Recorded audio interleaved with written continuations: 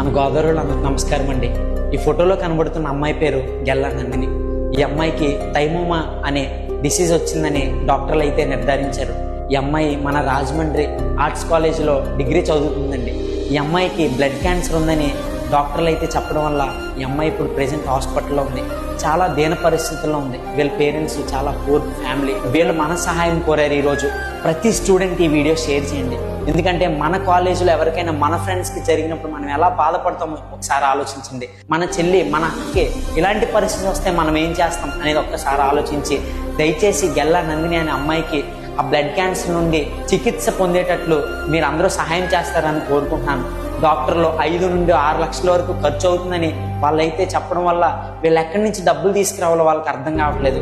students అందరూ కూడా దయచేసి ఈ వీడియో షేర్ చేసి మీ స్టోరీల్లో తర్వాత మీ కాలేజ్ గ్రూప్స్లో అందరికీ షేర్ చేసి ఆ అమ్మాయికి హెల్ప్ చేస్తారని మనస్ఫూర్తిగా కోరుకుంటూ